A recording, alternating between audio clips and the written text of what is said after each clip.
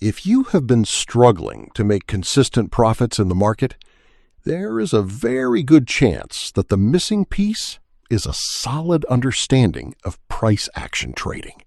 And I say that with complete confidence because price action is the foundation of everything. It doesn't matter if you trade stocks, Forex, crypto, or commodities.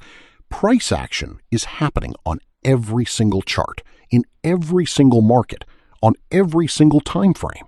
So if you do not understand it, you are essentially flying blind. What I want to do in today's video is fix that permanently. We are going to go all the way from the absolute basics of what price action even is to advanced price action strategies you can start applying to your charts today. I am going to be pouring everything I know about price action, built over years of real trading experience, into one free video. So the least you can do is smash that like button for me right now. So let us start at the very beginning. What is price action trading? Price action trading is the practice of making trading decisions based purely on the movement of price itself, without relying heavily on indicators or external tools. The idea is simple. Everything that has ever happened in a market, every decision every single participant has ever made is already reflected in price. So if you can learn to read price correctly, you have one of the most powerful trading tools available sitting right there on your chart. Now, compare that to someone who is stacking 5 indicators on their chart, waiting for 3 of them to line up before they do anything. What are those indicators based on? Price. So why not just learn to read the source directly? That is the core philosophy behind price action trading. And it is exactly what we are going to build on throughout this entire video. There are 5 key stages we are going to go through today. Number 1, understanding the candlestick chart and how price actually moves. Number 2, identifying trending, reversing, and consolidating markets. Number 3, spotting high probability price action zones. Number 4, identifying entry reasons with a statistical edge. Number 5, combining everything into a complete, usable price action trading strategy.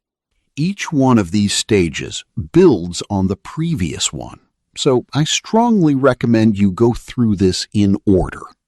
With that said, I have put timestamps in the description, so if you are not a complete beginner, feel free to skip ahead to wherever is most relevant for you. Let us get into stage 1 right now. Before we can do anything else, you need to understand what you are actually looking at on your chart. What you see in front of you right now is a candlestick chart. This is the universal language of every financial market on the planet. And every single candle on this chart, every single one, is telling you a story about what price did during a specific period of time. Let us break down a single candle. Every candlestick has 2 parts. It has a body, which is the colored block in the middle, and it has wicks, also called shadows, which are the thin lines extending above and below the body. Now here is what each of those parts is telling you. The body of the candle shows you where price opened and where it closed during that time period. The wicks show you the highest point and the lowest point price reached during that same period. If the candle is green, that means price closed higher than it opened. It was a bullish period. The bottom of the body is the open.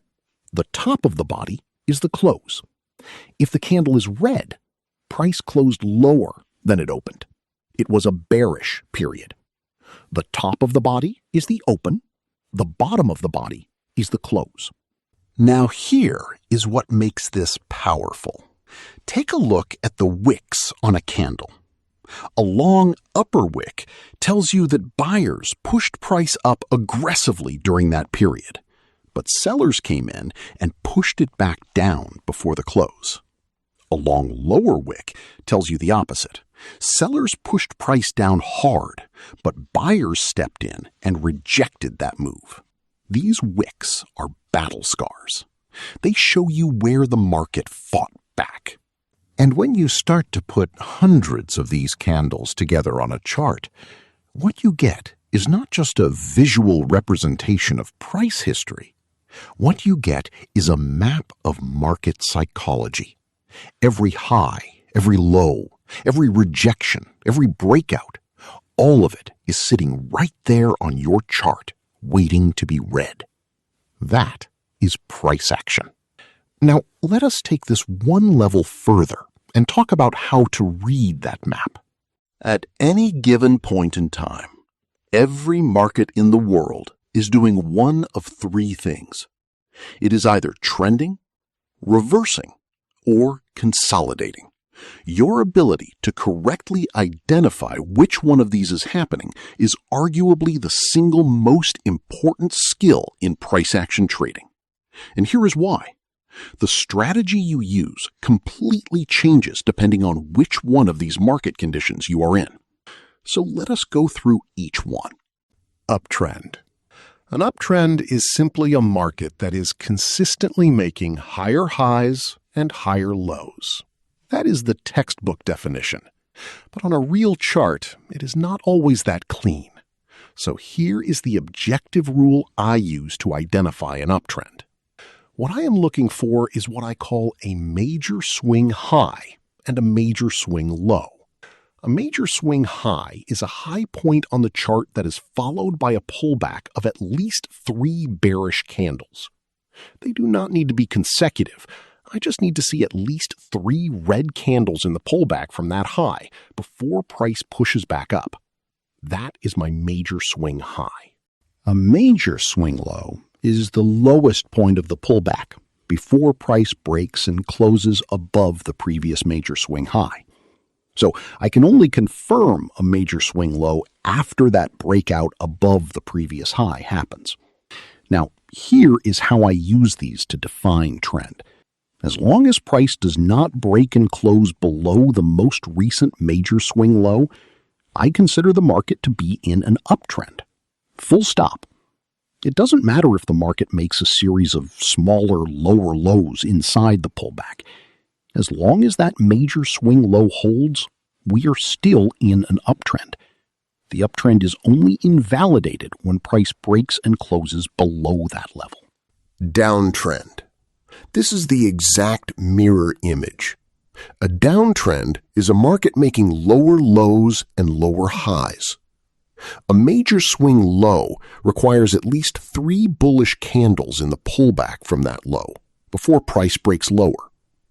A major swing high is the highest point of the pullback before the break below the previous major swing low.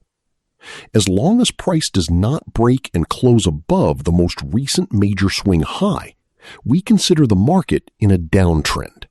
Consolidation. This is when price is doing neither. No consistent higher highs and higher lows, no consistent lower lows and lower highs, just price chopping between a range with roughly equal highs and equal lows. And here is my biggest piece of advice when you identify consolidation.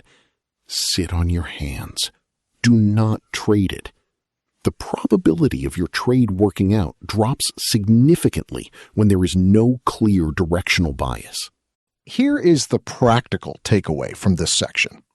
Before you place any trade, ask yourself, what is this market doing right now? Is it trending up, trending down, or consolidating? Only trade when you have a clear answer. If you are unsure, that is your answer. Wait. Now that you can identify what a market is doing, the next step is figuring out where on the chart to trade. Because even in a perfectly trending market, if you enter at a random point, you are giving up a massive edge. The goal is to find high probability zones, areas on the chart where price is most likely to react. In price action trading, these zones come directly from structure. And structure is simply the significant highs and lows that price has already created. Here is the key concept. When price breaks through a significant level of resistance, that level of resistance often becomes support. When price breaks through a significant level of support, that level often becomes resistance. This is called a break and retest. Let me walk you through how this works in a trending market. In an uptrend, after price makes an impulsive move up and breaks above a previous major swing high, we then wait for the pullback. Where does that pullback come to? In a well-structured uptrend, it very often comes right back to that broken level of resistance, which has now become support. That is our zone. That is where we look to enter. In a downtrend, after price breaks below a previous major swing low, we wait for the pullback. That pullback comes back up to the previous support level that is now acting as resistance. That is our zone. Now here is why these zones work. These levels represent areas where significant buying or selling decisions were previously made by a large number of market participants. When price comes back to those levels, those same dynamics tend to play out again. Buyers who missed the original breakout are waiting to buy the retest. Sellers in a downtrend are defending the level that previously broke. This is not magic. It is market psychology playing out in real time on your chart. When you combine trend identification with these structural zones, you start to see the chart in a completely different way.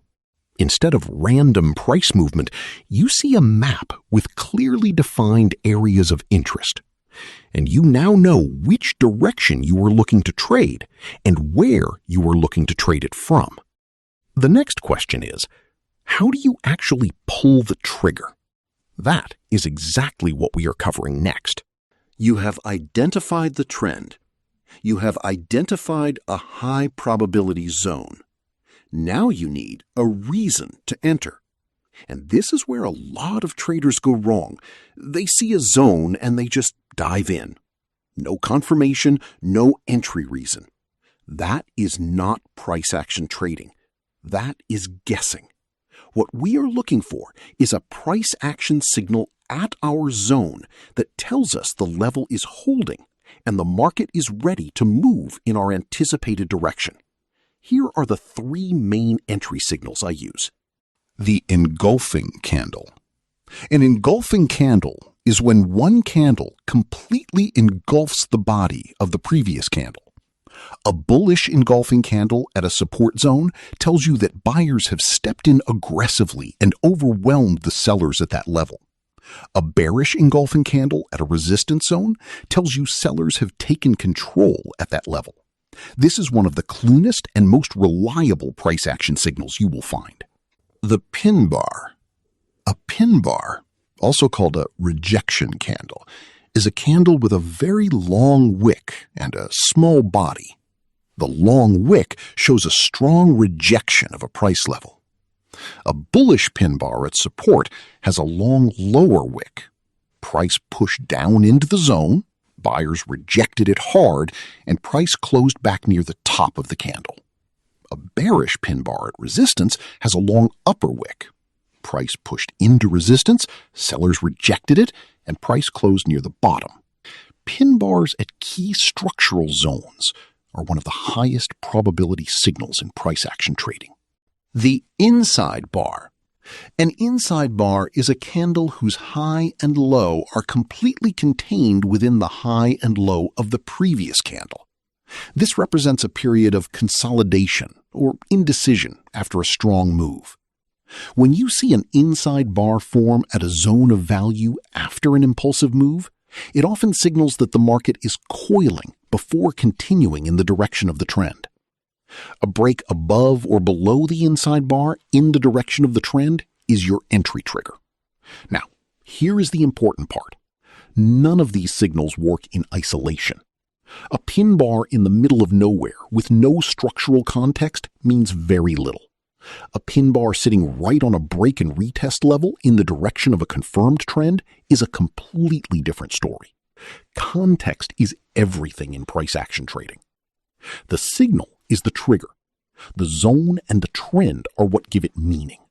You have your trend. You have your zone. You have your entry signal.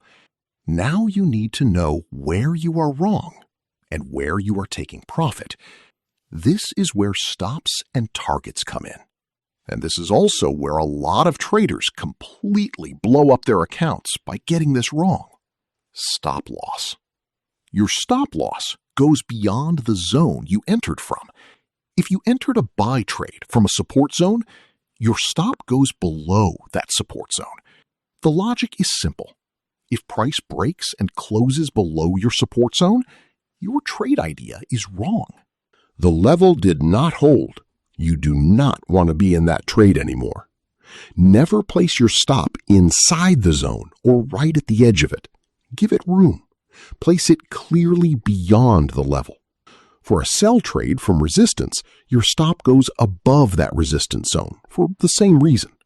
Take profit. Targets. For your targets, look left on the chart. In an uptrend, your target is the next significant level of resistance above your entry. That is where the market is most likely to encounter selling pressure. In a downtrend, your target is the next significant support level below your entry. Make sure your target is not being blocked by a major structural level before it gets there.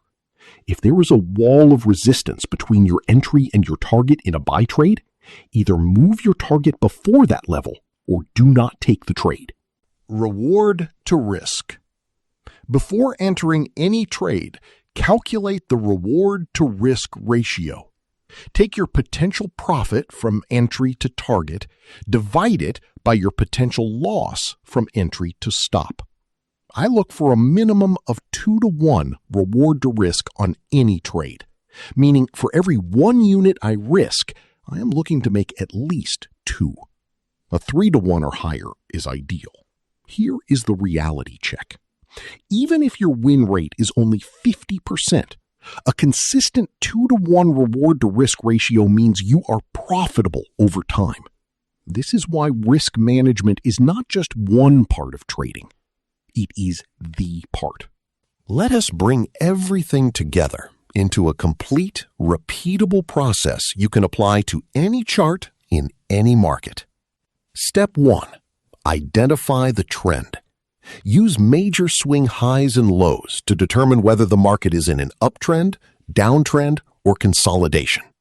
If it is consolidating, stop here. Do not trade.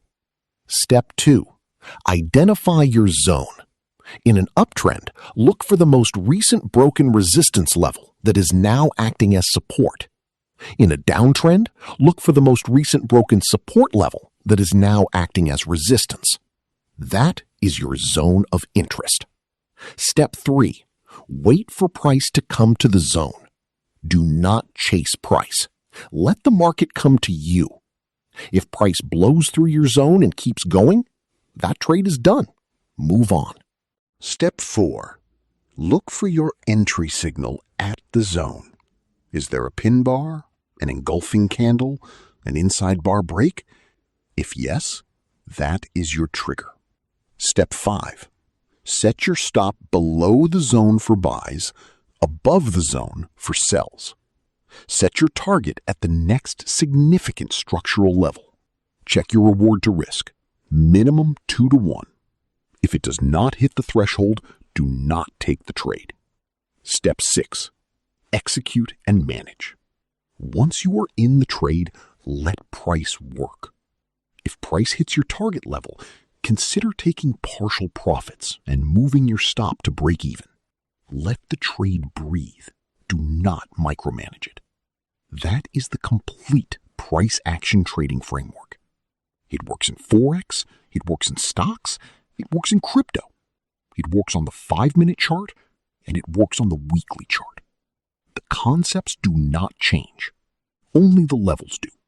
If you made it to this point, You now have a genuinely complete understanding of price action trading, from the basics all the way through to a full strategy you can apply right now. But here is the thing. Watching this video once is not enough.